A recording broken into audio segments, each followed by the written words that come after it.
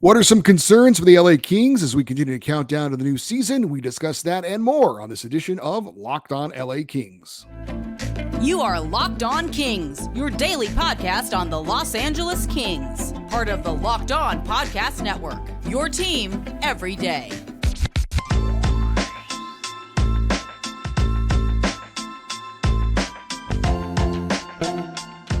Hey, Kings fans, welcome to Locked On LA Kings, part of the Locked On Podcast Network, your team every day. Thanks for making Locked On LA Kings your first listen every day. We are free and available wherever you get your podcasts. We'd love for you to leave us a positive comment on Apple Podcasts if you're a fan of the show. We're also on YouTube. Please like and subscribe if you are enjoying this content. I'm Eddie Garcia, your host of Locked On LA Kings. I've worked in sports media for almost 30 years, 20 plus years at the Fox Sports Radio Network. I'm also co-host of the Puck Podcast. It's a weekly NHL review show that's been putting out content for the past 17 years and a passionate LA Kings fan for the past 30 years. As we record this show on Tuesday, September the 12th, we are 3 days away from the rookie face-off in Las Vegas involving the LA Kings. That's on September the 15th. We're 10 days away from the preseason opener, September 22nd in Melbourne, Australia against the Arizona Coyotes. And we are 29 days away from the NHL season opener for the LA Kings, October 11th at Crypto.com Arena against the Colorado Avalanche. The countdown to the start of the season is on, and on Monday's show, we talked about what we were excited about, what we were optimistic about when it came to the LA Kings going into this season. But there are always concerns, and today we flip the script and talk about things that we're concerned about, things that we're not optimistic about for the LA Kings, and what they need to do this coming season or avoid for this coming season to take that next step that they need to take. It is not good enough just to make the playoffs for the LA Kings. They've gotten into the playoffs 2 years in a row, but it is now time to advance out of round number one, and it's not going to be easy. We have had a playoff team 2 years in a row. Kings, again, should be that at least. Anything less would be unacceptable, in my opinion, and it would likely cost head coach Todd McClellan his job if the Kings certainly don't make the playoffs, and if they were to again be eliminated in the first round. I think we're looking for a new coach next season. So there's certainly some things on the line for the LA Kings, and let's get into it. What are we concerned about with the LA Kings? Well, one thing I was optimistic about, talked about on Monday's show, is the Kings' big offseason acquisition in Pierre-Luc Dubois, the center. But I also can't deny that there is some concern about him too. While I feel like there isn't much that could go wrong necessarily, just his addition alone at the center position on the second line and just him doing what he's always done in his career should be good enough to make the Kings a deeper team.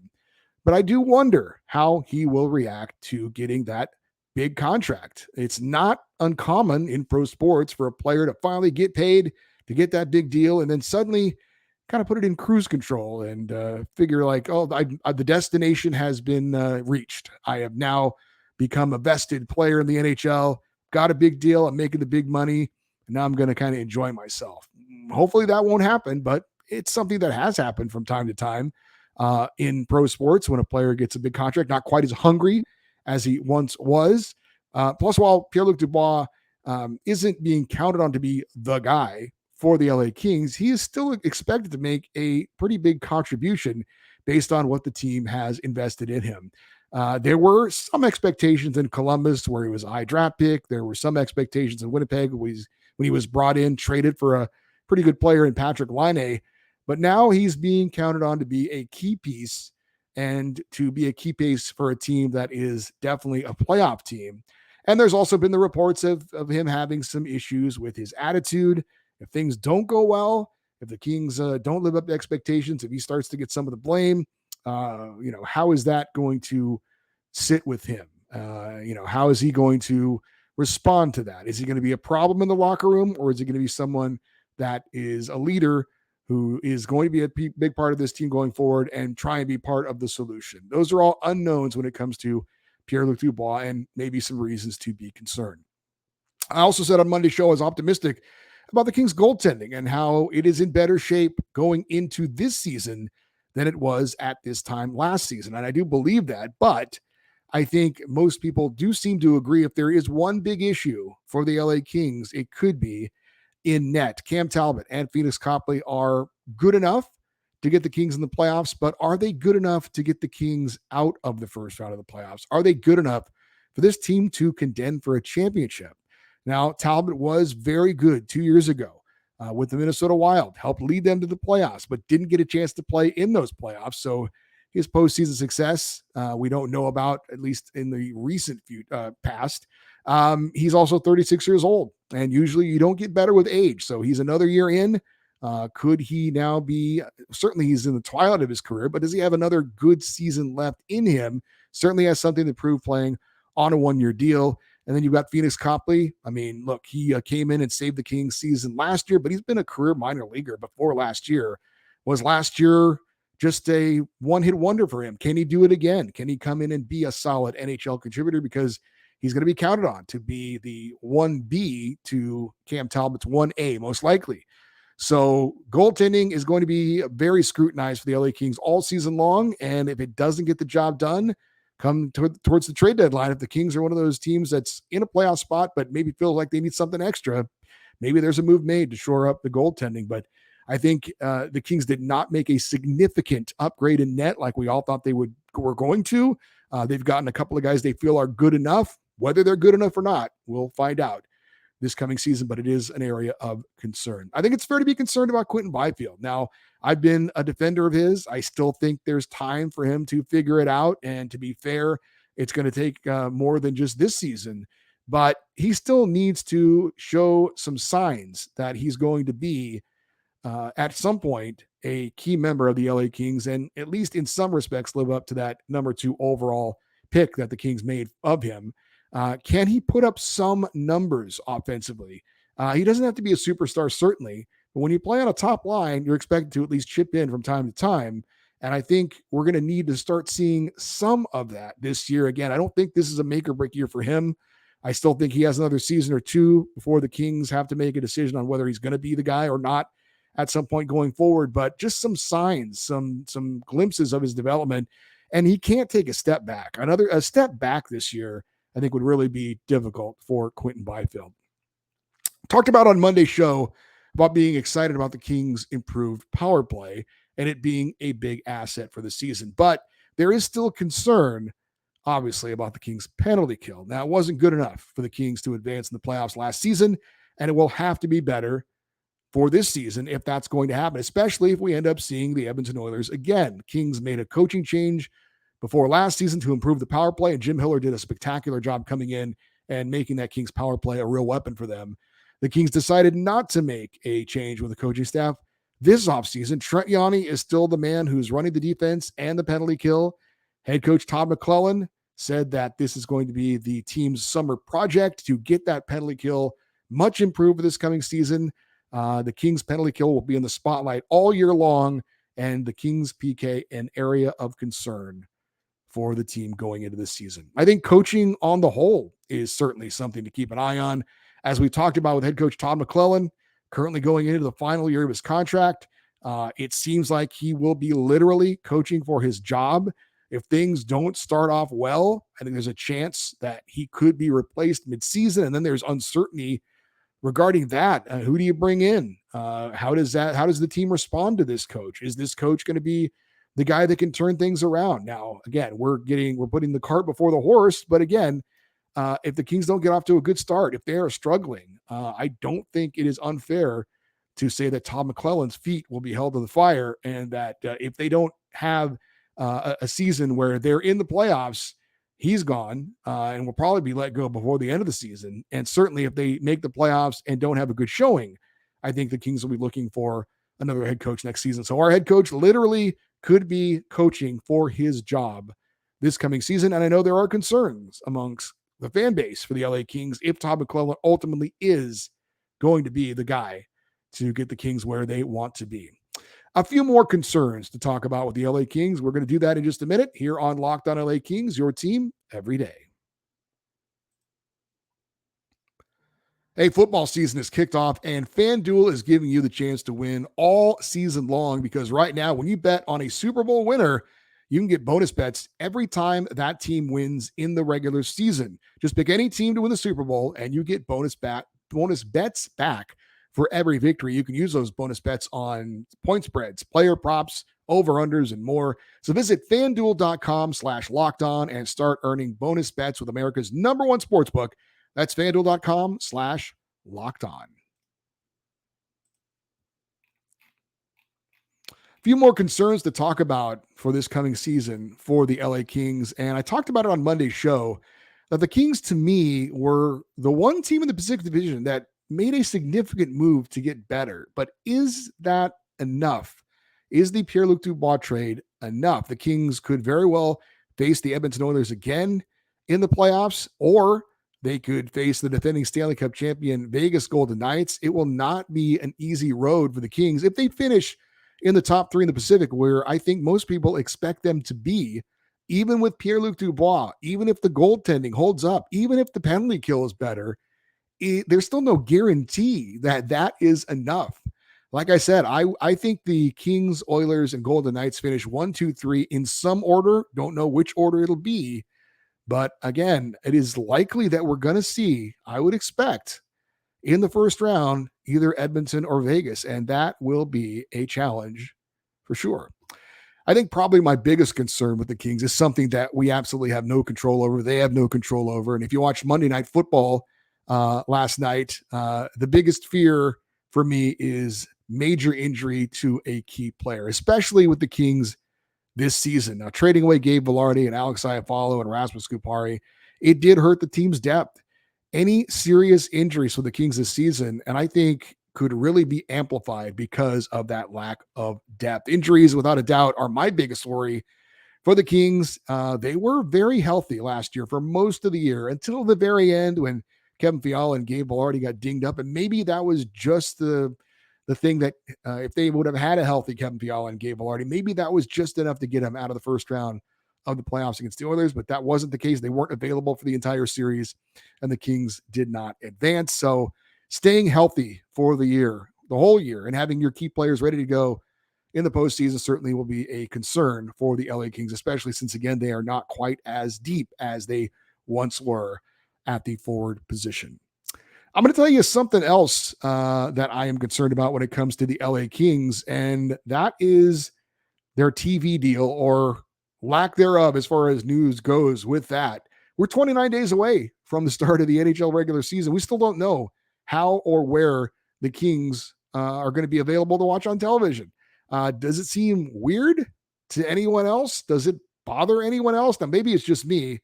I do admit to being someone that likes to be organized. I like to have things planned out. I've got my Locked On LA Kings calendar here. If you're watching on the YouTube channel. So I like to get things planned out and see kind of what I'm going to do going forward. So that's me. Maybe I'm one of the few people that are concerned about this, but I can't imagine why this has not been announced, except that they're still trying to figure it out, right? I mean, why else would they not want to get the news out there as soon as possible so Kings fans can make plans if necessary for what they got to do to watch the games? Now, I've told you guys I'm pretty optimistic by nature, usually, but not when it comes to people charging me money for things. I'm anticipating the Kings are going to tell me I'm going to have to pay in some way to watch their games this season. Now, maybe I'm wrong. Maybe they do a Vegas Golden Knights and all the games are on over-the-air TV and absolutely free. If you've got cable, or if you got the rabbit ears, which is really old school, you'll be able to watch all the games, no extra charge. But I would be shocked if that happens, frankly. I am anticipating I'm going to have to pay something extra to watch the LA Kings this season.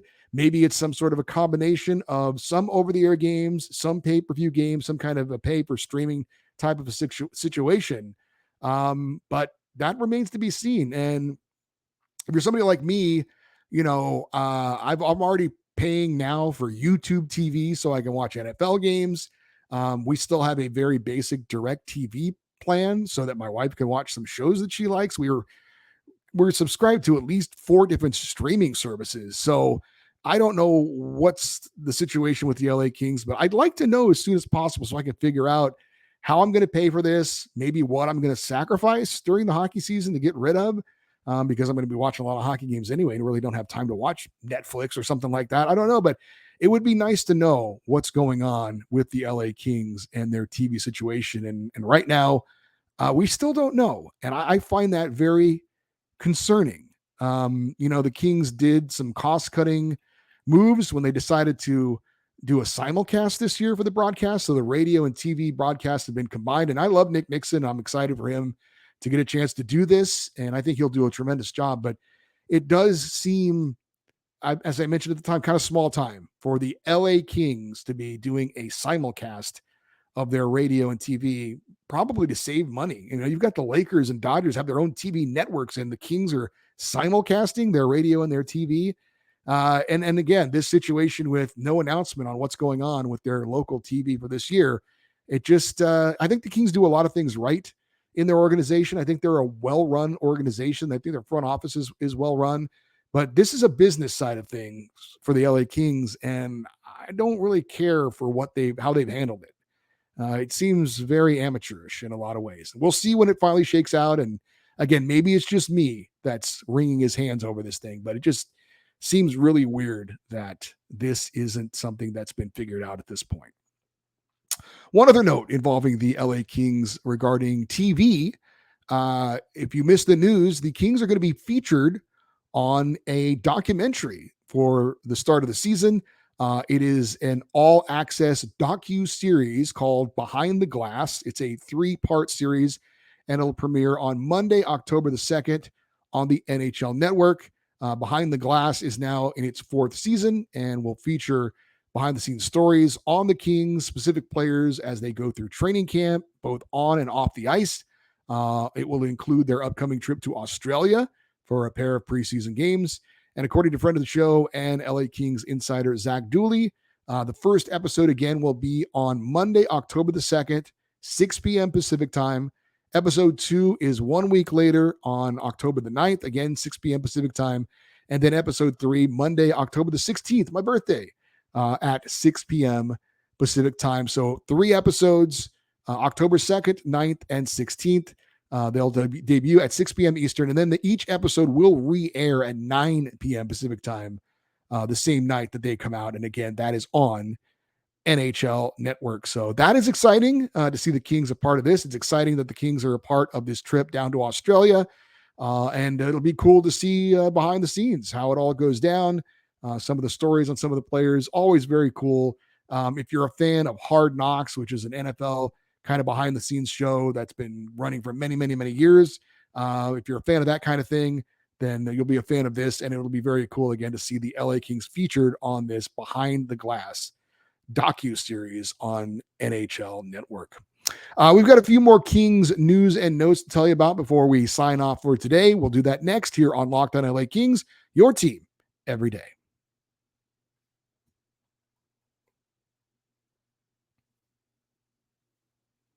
Hey, check out Locked On NHL. It's your daily show covering the National Hockey League. They are doing their team previews for this upcoming season. I was on there recently talking about the LA Kings. If you missed that, you can go back and check it out. But again, it's Locked On NHL, wherever you get your podcasts and on YouTube. As far as the Kings goes for news and notes, I do want to give a shout out to the guys over at mayorsmanor.com for this. Kings highly touted rookie star Brandt Clarke will not be taking part in rookie camp, which gets underway on Thursday with the Kings rookies getting together and then heading off to Vegas to play in the rookie face-off starting on Friday. Brandt Clarke, along with Alex Turcotte and Samuel Fagemo, are going to be a part of the Kings 28-man roster that is heading down to Melbourne, Australia to start the Kings training camp and then play those pair of preseason games against the Arizona Coyotes.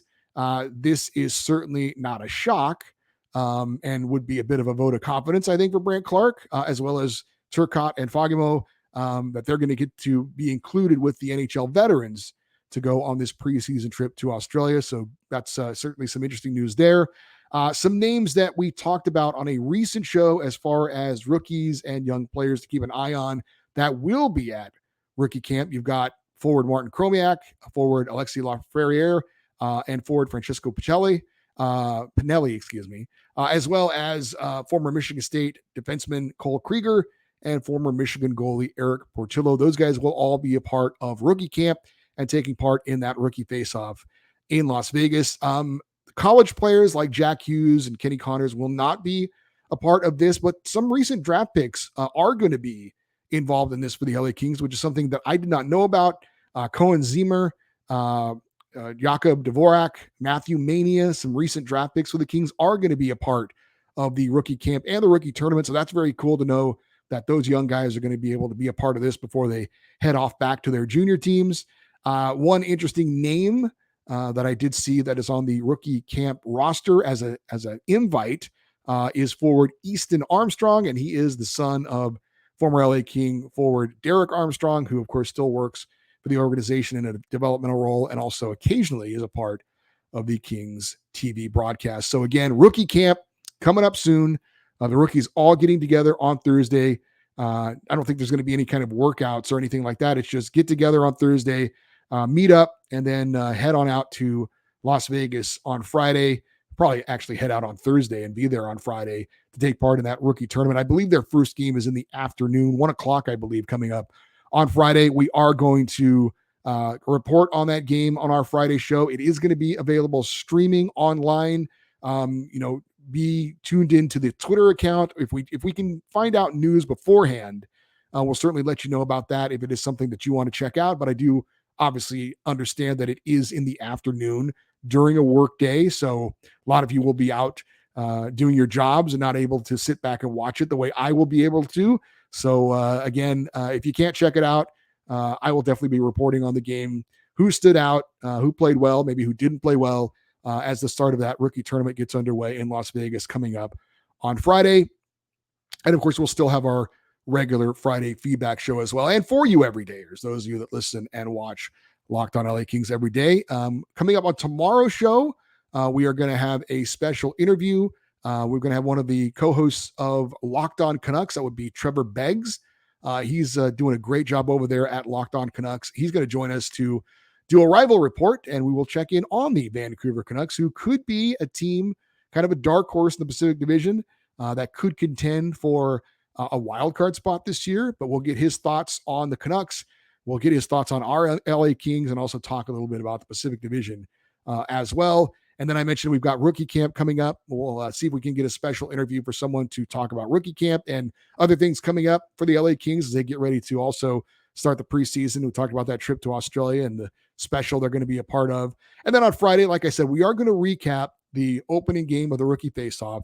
That'll probably be in the first segment, but the rest of the show will still be devoted to your thoughts on the LA Kings, your emails, your comments on the YouTube episodes with our weekly fan feedback show. That is what we're going to have for you the rest of the week here on Locked On LA Kings. If you want to send an email on anything that was talked about in this episode or anything that we talk about this week, you can always send an email to lockedoneddie@gmail.com, EDDIE, lockedoneddie@gmail.com. And if you're watching on YouTube, you can always leave your comments below in the comment section. We certainly check those out and appreciate those as well. And one other note to tell you about, the guys at Locked On Avalanche are going to have me on to talk about the LA Kings.